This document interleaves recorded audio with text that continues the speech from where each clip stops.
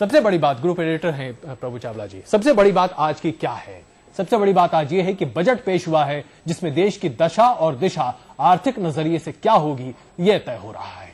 लेकिन जिस तरीके से बजट सामने आया उससे एक बात साफ हो गई, बात यह कि महंगाई का जो कहर हम लगातार ढो रहे हैं वो कुछ न कुछ और बढ़ता हुआ दिखाई देगा।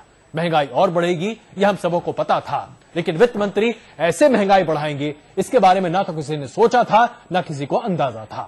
प्रणब मुखर्जी के आम बजट ने आम आदमियों की गर्दन महंगाई पर इस तरीके से फंसा दी है कि लगता है कि तलवार पर गर्दन फंस चुकी है।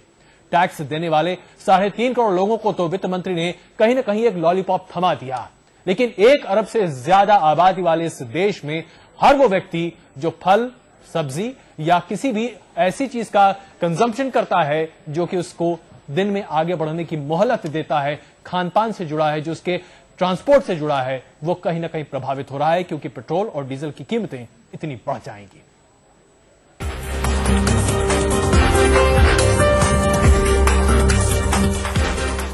अभी तक तो महंगाई मुंह चिढ़ा रही थी, लेकिन अब ये डराएगी और इतना डराएगी कि घर चलाना आपके लिए मुहाल कर देगी।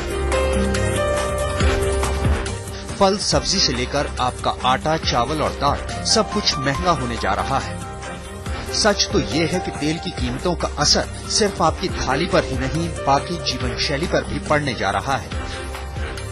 सरकार ने एक्साइज ही नहीं बल्कि कस्टम्स ड्यूटी में भी इजाफा कर दिया है। बड़ी हैरानी की बात यह है कि जब पूरा देश महंगाई की वजह से कर्राह रहा है तो ऐसे में सरकार ने तेल की कीमतें क्यों बढ़ाई?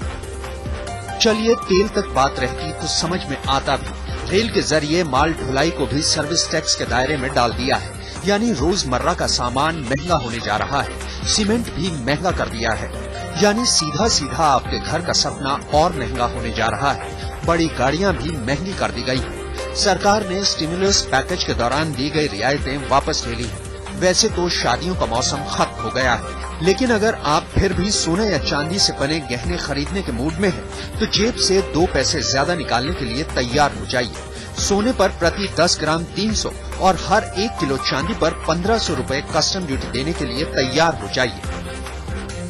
सर्विस टैक्स का दायरा भी बढ़ा दिया गया है। अब हवाई जहाज यात्रा भी महंगी हो गई है, चाहे वो अंतर्राष्ट्रीय सफर हो या फिर देश में। हर किसी को 10.3% के हिसाब से सर्विस टैक्स देना होगा। घर को किराए पर देने को भी सर्विस टैक्स के दायरे में लाया गया है।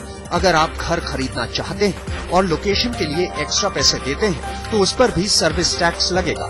यहाँ तक कि अगर आपकी कंपनी आपको हेल्थ इंश्योरेंस देती है या फिर हेल्थ चेकअप कराती है तो भी सर्विस टैक्स देना होगा। आशीष महर्षि, दिल्ली, आज तक।